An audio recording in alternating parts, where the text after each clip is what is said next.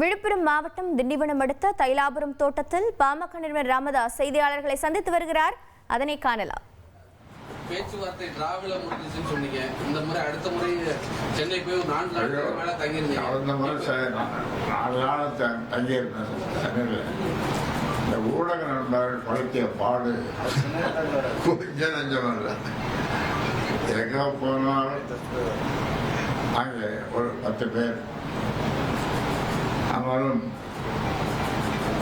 நண்பர்களும் ஏன் கடுமையாக நடந்து விட வேண்டும். அதனால் அவர்கள் கேட்கிற எதிர்பார்க்கிற அல்லது எதிர்பாராத கேள்விகளுக்கு விடை சொல்லிவிட்டு வந்தேன். இப்பொழுது நீங்கள் கடந்த முறை பேச்சுவார்த்தை டிராவல முடிஞ்சுன்னு சொன்னீங்க. திரும்ப சென்னைக்கு 4 நாள் போயிருந்தீங்க. திரும்ப பேசுனீங்களா? குருமூர்த்தி உள்ளிட்டவர்களும் சந்திச்சீங்களா? பேசணும், பேசிக்கொண்டிருக்கிறோம், பேசிக்கொண்டே இருக்கிறோம். எப்பயா முடிவு வர்றதுக்கு? முடிவு எல்லாத்துக்கும் ஒரு முடிவு வரும். இல்லை, முடிவு என்ன வரல. உங்களுடைய வாழ்த்துக்களோடு அந்த முடிவு வரலாம். நீங்கள் வாழ்த்து தானே செய்வீங்க, வாழ்த்து செய்வீங்கல்ல. ஐயா, தந்தையர் தினத்தில் அன்புமணி ராமதாஸ் அவர்கள் உங்களிடம் மன்னிப்பு கேட்டாங்க. அந்த மன்னிப்பை நீங்க ஏற்றுக்கொள்ள எப்படி பார்க்குறீங்க? ஏற்றுக்கிட்டீங்களா? இது மன்னிப்பு இல்லை அப்படின்றது பிரச்சனை இல்லை. அது நான் சொன்ன மாதிரி, நான் விரும்பிய மாதிரி என்னால் தொடங்கப்பட்ட இந்த கட்சி 96,000 கிராமங்களுக்கு நான் சென்று வளர்த்த இந்த கட்சிக்கு நான் சென்ற முறை சொன்னேன், மீண்டும் சொல்லுகிறேன். எத்தனை முறை வேண்டுமானாலும் எதைத்தான் சொல்லுவேன். இந்த கட்சிக்கு என் மூச்சிருக்கும் வரை நான் தலைவர். அவருக்கு என்னன்னா உங்களுக்கு தெரியும், செயல் தலைவர்னு கொடுத்துருக்கோம். இது கலைஞருடைய மறைந்த என் நண்பர் கலைஞருடைய வாணி. அவர் 94 வயசு வரைக்கும் சக்கர காலையில் இருந்துன்னு கட்சிக்கு தலைவராகவும் ஆட்சிக்கு தலைவராகவும் முதல்வர் இருந்தார். இப்பொழுது முதல்வராக இருக்கிற மாண்புமிகு ஸ்டாலின் அவர்கள் முன்முணுக்கவில்லை. அப்பொழுது வேறு இந்த செய்திகளும் சொல்லவில்லை. நீங்களும் நண்பர்கள், பத்திரிகை நண்பர்கள் கூட்டமாக போய் ஸ்டாலினை துரத்தவில்லை. ஆனால் நீங்கள் என்னை துரைத்துக் கொண்டே இருக்கிறீர்கள். ஆனால் இப்பொழுது நானே உங்களை வலிய வரவழைத்து, ஏனென்றால் வியாழன் என்றால் உங்கள் நினைப்பு, உங்களுக்கும் என் நினைப்பு வரும்போது வியாழக்கிழமை நாம் பார்க்குற வழக்கமாச்சு அப்படின்னு வந்திருக்கிறீர்கள். நீங்கள் கட்சியிலேருந்து நிர்வாகிகளை தொடர்ந்து நீக்கி அறிவிப்பு வைக்கிறீங்க, புதிய நிர்வாகிகள் நியமிக்கிறீங்க. அதே சமயம் அன்புமணி சார் அதே நிர்வாகிகள் தொடர்பாளர்கள்னு அவர் ஒரு கடிதம் அழைச்சிருக்காரு. இது என்னோடு ஆதி காலத்திலிருந்து கிளை செயலாளராக, ஒன்றிய செயலாளராக, அப்புறம் மாவட்ட பொறுப்புகள் இதெல்லாம் ஏற்று ஏதோ ஒரு பொறுப்பில் இருந்து தன்னலங்கருதாது தொண்டாற்றிய, மக்களுக்கு தொண்டாற்றிய, கட்சியை வளர்த்த அவர்களுக்கு தான் நான் ஒதுக்கப்பட்ட அவர்களுக்கு இப்பொழுது நான் அவர்களுக்கு பொறுப்புகள், நல்ல பொறுப்புகளை கொடுத்திருக்கிறேன். நன்று இந்த பொறுப்புகள் நிலைத்து நீடித்து இருக்கும் என்றும் நேற்று அவர்களுக்கு சொல்லியிருக்கிறேன். அதனால அவர்களுடைய அச்சத்தையும் போக்கியிருக்கிறேன். இது ஏதாவது தற்காலிக பொறுப்பா அப்படி என்ற ஒரு அச்சம், இது நிரந்தர பொறுப்பு என்று அவர்களுக்கு சொல்லியிருக்கிறேன். 60வது மணநாள விழாவை கொண்டாடுனீங்க, குடும்பத்தில் எல்லாரும் கலந்துக்கிட்டாங்க. திரு அன்புமணி ராமதாஸ் வரல, உங்களோட மனநிலை அந்த நேரத்தில் எப்படி இருக்கு? 60வது மணநாள் விழாவுக்கு வந்து குடும்பத்தில் மற்றவங்க வந்திருந்தாங்க, திரு அன்புமணி ராமதாஸ் குடும்பத்தினர் வரல, உங்களோட மனநிலை அப்போ எப்படி இருக்கு? நீங்க உங்களுக்கு கல்யாணம் ஆயிடுது, குழந்தை எத்தனை? 2 குழந்தை. என் வயசுல அதாவது என் வயசு கூட வேணாம், உங்களுடைய 25வது மண விழா, அதுக்கு உன் பிள்ளை வரலன்னா, அல்லது உன் பெண் தெய்வம் வரலன்னா, பெண் தேவதை வரலன்னா உங்களுக்கு எப்படி இருக்கும்? அதே மனநிலை. ஐயா, நம்ம தைலாபுரம் தோட்ட வாசல்ல எப்போதும் ஒரு பேனர் இருக்கும், ஐயா போஸ்டரும் அன்புமணி ராமதாஸ் போஸ்டரும் இருக்கும்.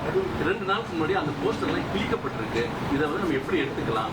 இது எதை காட்டுதுயா? யாராவது விஷயங்கள் செய்திருப்பாங்க. அது அதாவது எந்த போட்டோவே ஓட்டலாம், அதை கிழிக்கக்கூடாது.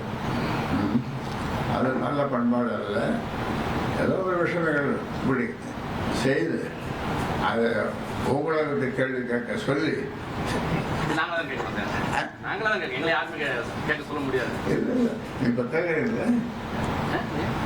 இப்போ அந்த கேள்வி கேட்கறீங்களா? கேஸ் எழுதுன்னு நீங்கள் கேட்கறீங்களே, பார்த்து கிளிக்கிறதா? அதான் சொல்றேன். நீங்கள் இப்போ அதை கேட்குறீங்க, அதை பற்றி கேட்குறீங்க.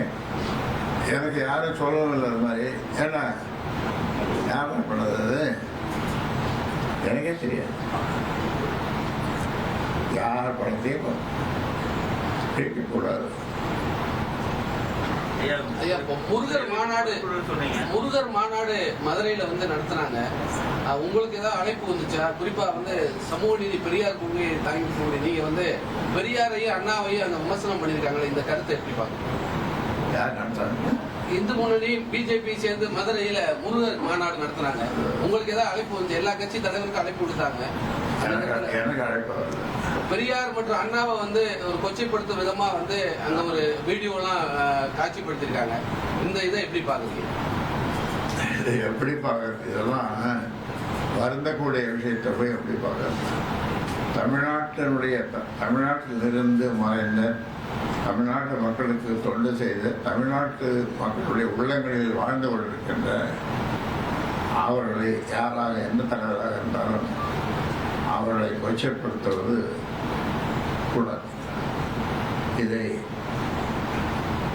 அரசியல் கட்சி நடத்துகிற எல்லோருக்கும்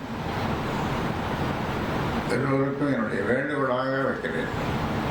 எந்த தலைவரையும், அழைத்த தலைவர்களை நான் கொச்சப்படுத்தக்கூடாது. கொள்கை வேறுபாடுகள், மாற்றங்கள், அவர்கள் சொன்ன கருத்துக்கள் இவர்களுக்கு ஒவ்வாமல், அதாவது முரண்பாடுகள் இருந்தாலும் அதை இந்த கருத்துக்கு நான் மாறுபடுகிறேன் என்று சொல்லுவாங்க தவிர அந்த தலைவர்களை பிச்சப்படுத்தக்கூடாது. நேற்று சேலம் எம்எல்ஏ அவர்களுக்கு புதிய பதவி வழங்கினீங்க. ஆனா அவருடைய மாவட்ட செயலாளர் பதவியை நேற்று மாலை வந்து அன்புமணி அவர்கள் நீக்கியிருக்காங்க. இதுக்கு அருள்கிட்ட கேட்கும் போது கட்சிக்கு தலைவர் போடுறதும் நீக்கிறதும் ஐயாவுக்கு மட்டும்தான் அதிகாரம், வேற யாருக்கும் இல்லை. சரியாக மிக சரியாக சொல்லியிருக்கிறார். அதனால அவரு மாவட்ட செயலாளர் தான். அந்த பொறுப்பை அருள் கதிர் ராஜரத்னத்துக்கு அதை கொடுத்துட்டோம். அவருக்கு மாநில இணைப்பொதுச் செயலாளர், மாநில இணைப்பொதுச் செயலாளர் பொறுப்பை கூடுதலாக அவருக்கு அருள். அன்புமணி ரொம்ப நல்லவர், நல்ல கட்டமைப்பு பண்றாங்க. அவரை சுத்தி ஒரு 5 பேர் இருக்காங்க. அவங்க பேச்சாளதான் கேட்டு ஐயா வந்து செயல்படுறாங்க. ஒரு மாயையில சிக்கி இருக்காங்க அப்படின்னு அவரும் சொல்லியிருக்காங்க. அந்த மாயை யாரையா? அந்த மாயை தெரியாத ஒரு 1001 கோயிலுக்கு போய் பூஜை பண்ணி விபூதியோ குங்குமோ ஏதோ இட்டு அதன் பிறகு ஒரு தெளிவு ஏற்படணும். அது என்னால் போக முடியாது. அது போக முடியாதனால அந்த கேள்விக்கு தற்காலிகமாக தற்பொழுது உங்களுக்கு பதில் சொல்ல முடியவில்லை. ஐயா, அந்த மாதிரி கீழடியோட ஆய்வு முடிவுகளை வந்து மத்திய அரசு ஏத்துக்கல, அறிவியல் பூர்வமா ஆதாரங்கள் வேணும்னு கேட்கிறாங்க. மத்திய அரசு வந்து தொடர்ந்து தமிழ்நாட்டை வந்து இது போன்ற தமிழ் கலாச்சாரங்களை ஏற்றுக்கொள்ள மறுக்கிறாங்க. அந்த காலத்திலிருந்து அண்ணா காலத்திலிருந்து அண்ணா என்ன தெரியுமா, தெற்கு தேய்கிறது வடக்கு வாழ்கிறது சொன்னார். அது திராவிட நலன் தொடர்ந்து எழுதுவார்.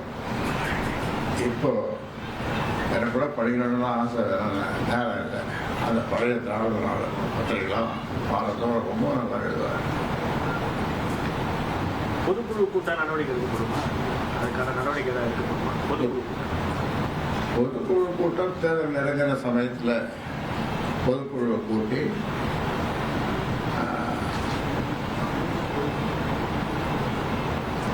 என்ன முடிவு எடுக்கலாம் என்று பொதுக்குழு, செயற்குழு, மாநில பொறுப்பாளர் எல்லாருடைய கருத்துக்களை கேட்டு அதன் அடிப்படையில் அதுக்கு முன்னால பொதுக்குழுவுக்கு முன்னால நிர்வாக குழு, செயற்குழு, மாநில செயற்குழு, இது ரெண்டையும் கூட்டி அவருடைய கருத்துக்களை கேட்டு நட செய்த பொதுக்குழு. தலைவர் பதவி முடிஞ்சிருச்சுன்னு சொல்றாங்க. 3 ஆண்டுகள் தான் தலைவர் பதவி நீடிக்கும் அப்படின்னு. இப்போ தலைவர் பதவி முடிஞ்சிருச்சு. இப்போ தலைவரை தேர்ந்தெடுக்கிறதுக்காக பொதுக்குழு கூடுமா, இல்லை தேர்தல் சமயத்தில் தான் பொதுக்குழுமா, இடைப்பட்ட நேரத்தில் எப்படி? நான் தான் தலைவராகிட்டேன், கட்சியின் தலைவராகிட்டேன். ஆனால் தேர்தல் சம்பந்தமான உத்திகள் அல்ல, அணி எந்த அணியில் சேர்றது, யாரோட கூட்டு, இதெல்லாம் முடிவு செய்ய வேண்டியது பொதுக்குழு. அது தேவைப்படும் நேரத்தில் அந்த பொதுக்குழுவை கூட்டி அந்த பொதுக்குழுவுடைய உறுப்பினர் அவர்களுடைய கருத்துக்களை கேட்டு அது முடிவெடுப்போம். ஐயா, கௌரவ தலைவர் ஜி.கே. மணி அவர்களுடைய மகன், அதே போல் வந்து நம்ம முருகன், இவங்க 2 பேர்த்தையும் இளைஞரணி தலைவரா அன்புமணி வந்து ஏற்கல, அவங்க ஏத்துக்கல மாட்டாரு. எதுக்குயா, என்ன காரணம்? காமரியேன் பராபரன், காமரியேன் பராபரன், காமரியேன் பராபரமே. ஓ, இப்படிதான் இளைஞரணி தலைவர் போட்டு தானே ஆகணும். சொல்லிதான் ஆகணும்.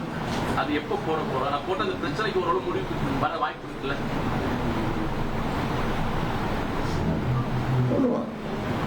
இந்த பொது, நீங்க சொல்றீங்க பொதுக்குழு எப்ப குழுன்னு, அந்த பொதுக்குழு கூடும்போது அதில் கூட அறிவிப்போம்.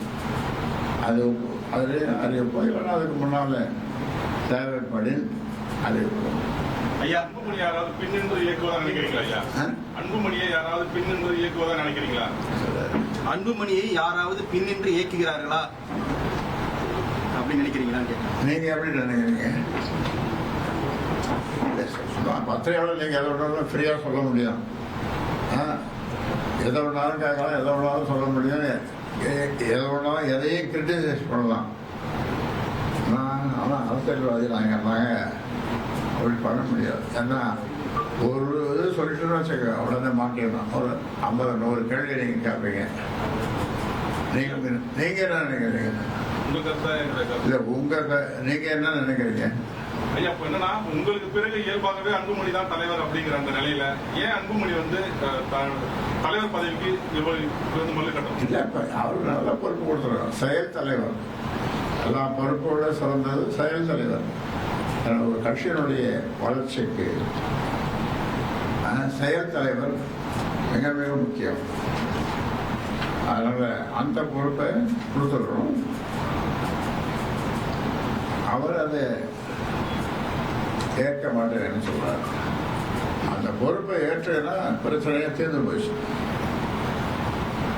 என்ன சார் தலைவர் பொறுப்பு வேணுங்கிறாரு. தலைவர் பொறுப்பை தான் இவ்வளவு நாள் வச்சிருந்தாருல்ல, 3 வருஷத்துக்கு மேல வச்சிருந்தாரு. இப்போ எனக்கு இந்த வயசில் கொஞ்ச நாள் நீ தலைவர் பொறுப்பை இருன்னு எனது மனசு சொல்ல. அப்புறம் இந்த மனசையும் கேட்டேன்.